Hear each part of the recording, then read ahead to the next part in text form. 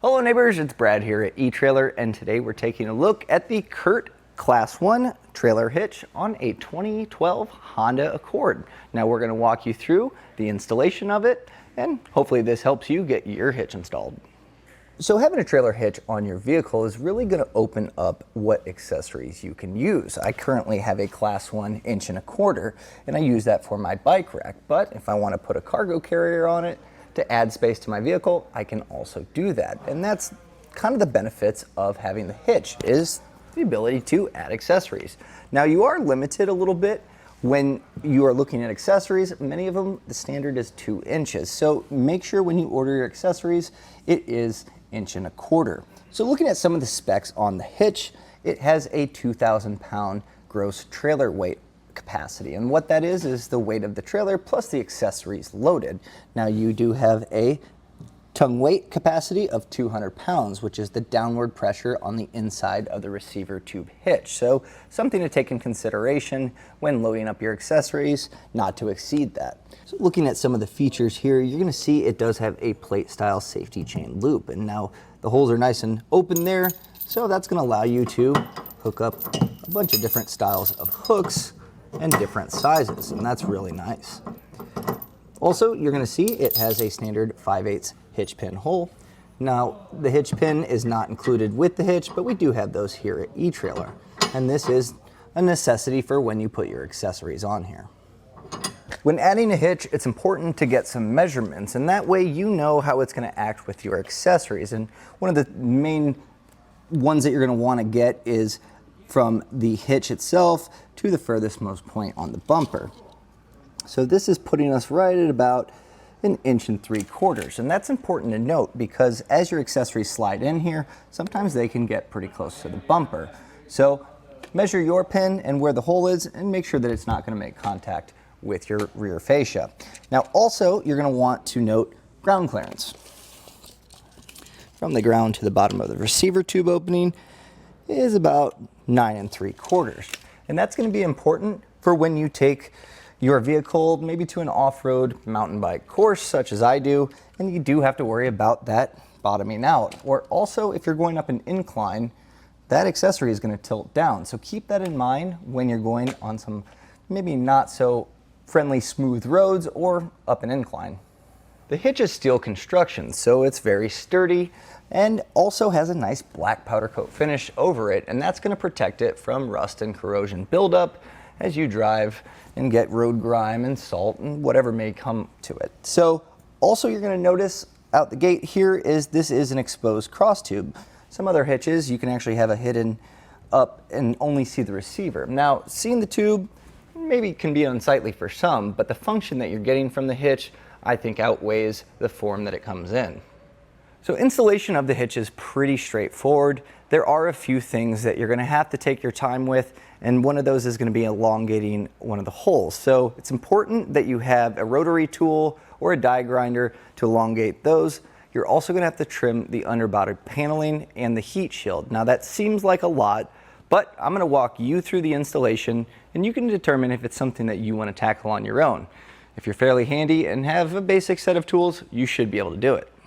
To begin the installation, we're going to be dropping the exhaust down. Now it's important that you support the exhaust, and reason being is it runs all the way up to the front of the car, and once it's off the hangers, it's a lot of stress on it. So I'm going to run a strap and just kind of to cradle it and give it a little bit of support when we drop it down. So I think my best method here, I can actually hook up anywhere that's a solid mount. So I have these little end links for our sway bar, and that should serve a good purpose. So I'm going to cinch this up just to kind of cradle that a little bit. And the next step we'll be doing is taking the exhaust gaskets off. Now over time these can kind of get dry and be a little bit tough to get off. So I do recommend putting a little bit of lubricant spray on them, and that's going to help smooth those out.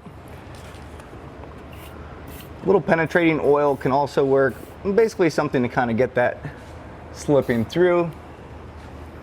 And so we're going to be removing the 2 exhaust gaskets.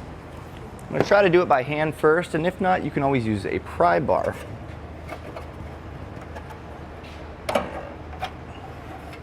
There's our first.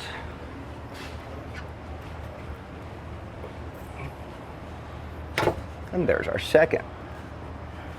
Now taking a look, I see on the back side of the muffler there is one more exhaust hanger, so I'm going to go ahead and spray that as well.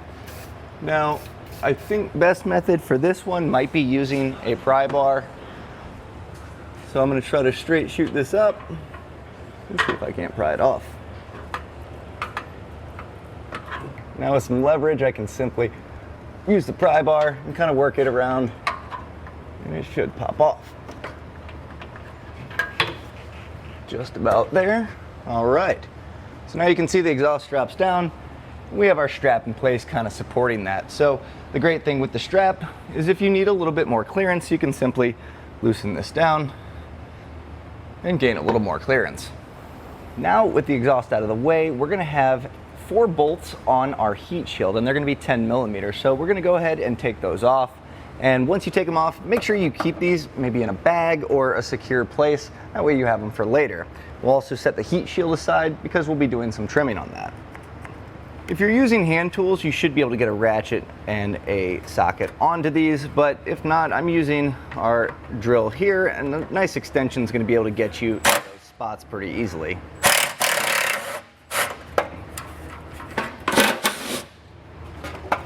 Okay. We're going to set our heat shield aside. Our next step is going to be to get this underbody plastic off. So you're going to have a few pop-in pins there as well as some 10 millimeters. So I'll get these off first. Now, getting these off, you can either use a flathead screwdriver, or if you have a trim panel removal tool, it makes it very easy. If you don't have one of these, as someone that works on cars all the time, these are very handy. We do have these at eTrailer.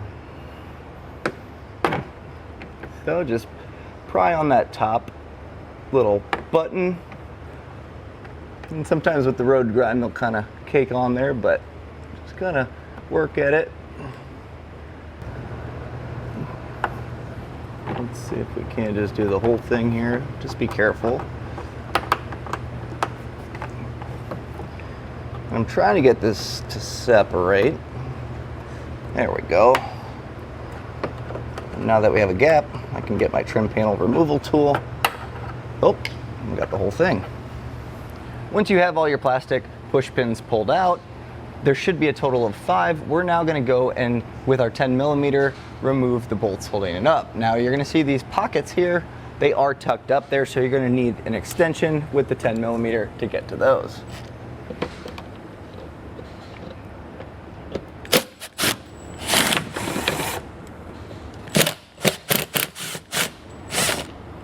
There's one tucked way back up here.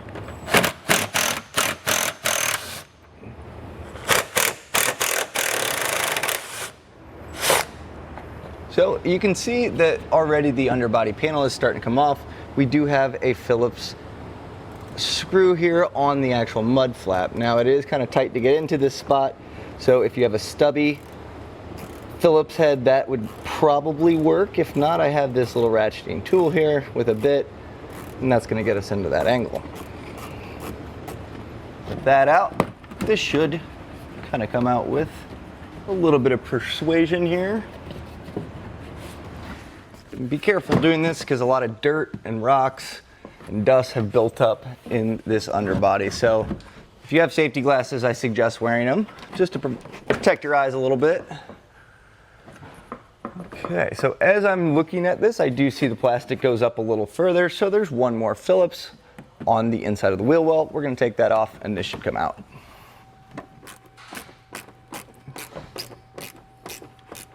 All right, so our mud flap is going to come out, and now, as you can see, our underbody plastic comes off as well. So set this aside. Again, make sure you have all your hardware because we'll be putting this back on later.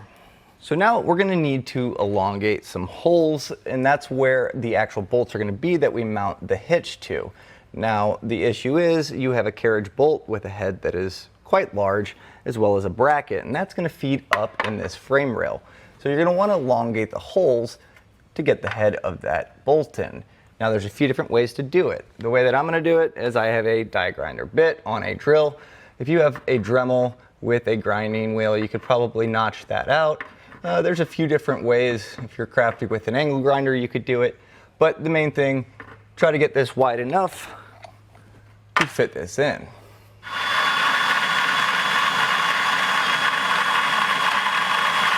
So you're going to want to keep grinding and check to make sure that you're not going too much, but you're going to want to be able to get your bolt head in.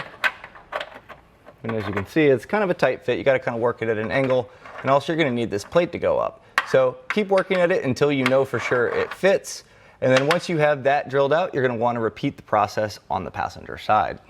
It's also important, since you're drilling into raw metal, it's now uncoated, and excess, well, water making contact with that over time can cause rust and corrosion. So first I'm going to kind of run a file through there to get some of the burrs off, and then I'm going to go back with a little spray paint, could be clear, black, whatever you have, and that's just going to coat that raw metal and keep that rust from showing up.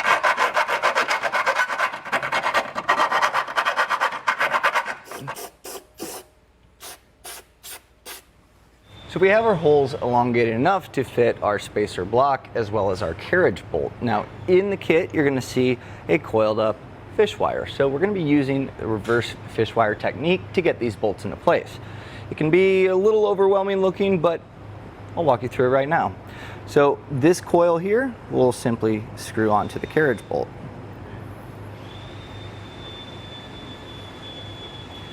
From there, you're gonna take your spacer block and feed that through. And one by one, we'll fit the bolt through,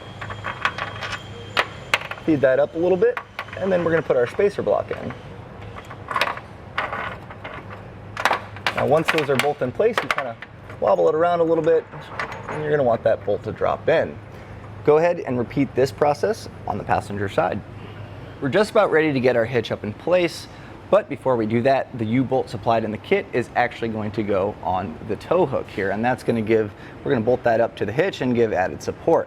So at this time, if you have a friend handy, that might be worthwhile getting them to help put the hitch in place. So now, before putting the hitch in place, we are going to have to trim the underbody covering, and that's going to allow the hitch to actually go through here, and we can still retain this. Now, I made just kind of a rough outline of where I'm cutting with tape, and that's to give me a visual cue of when I'm cutting to make sure I'm in the right spot. So refer to the instruction manual, and once you cut it, you may have to do some minor trimming, but this should get us pretty close. So I'm using an angle grinder.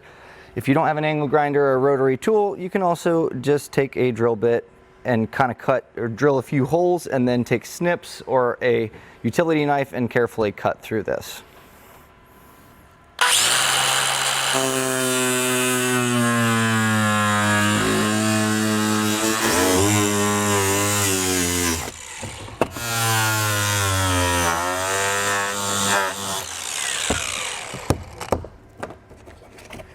And you might run a file just to get some of this burring off, or the edge of a blade will also work.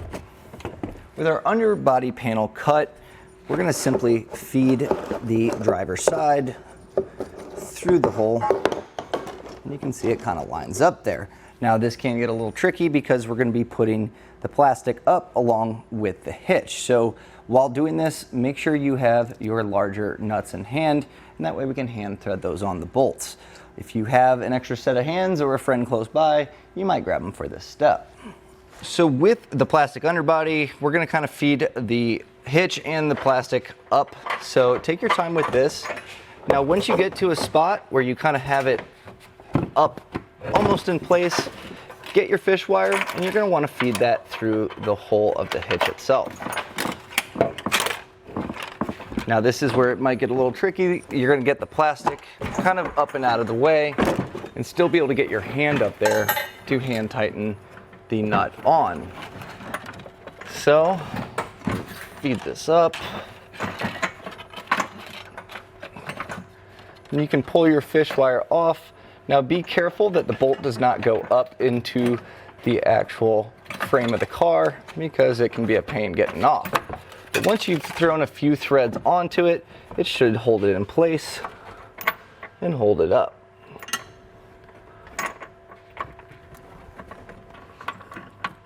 Okay. So our plastic underbody, I'm going to let this actually kind of hang down because we're going to need to go back and torque those bolts down to the proper specifications. But you're going to want to take your included U-bolt, and this is going to feed through your tow hook here and then down into the hitch itself. So once you have that in place, You can take your smaller nuts and hand thread those on as well.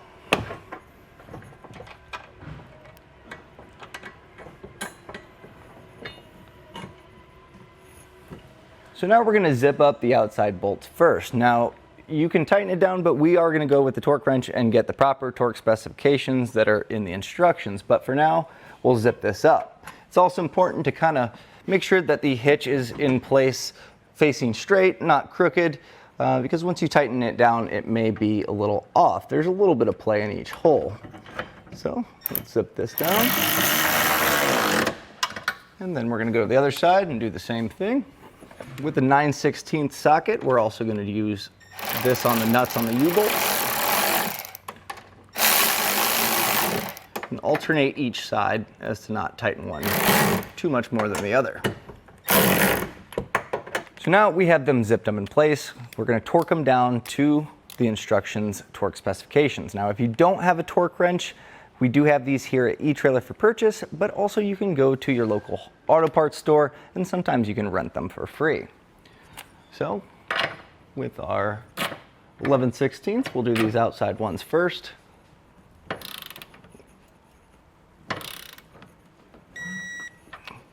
So now we're going to take our 9/16 socket and we're going to use that on the nuts on the U-bolt. Now it's important to note that the torque specifications are different from the outside 11/16. So make sure you are referring to the instruction manual for that torque setting.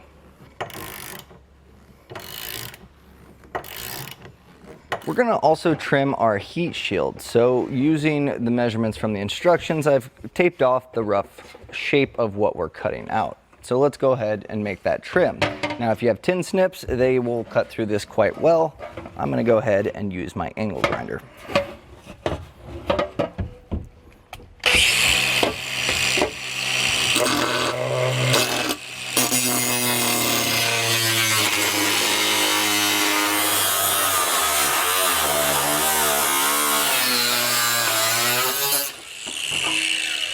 With that cut, I'm going to run a file over these. Now this jagged edge, obviously, that can cut you when putting it in place.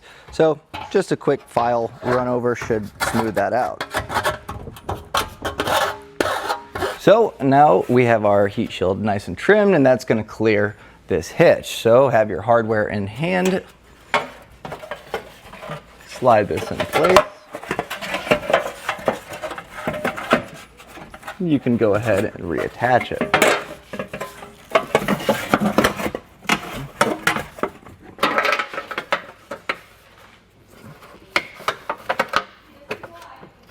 So we have our plastic underbody trimmed. We're going to need to put this back in place with the hardware that we took off earlier. We have our trimmed heat shield in place. And once this is zipped up, we're going to put our exhaust hangers back up and we'll be ready to use the hitch. And that was a look and installation of the CURT Class 1 trailer hitch on a 2012 Honda Accord. Thanks for watching.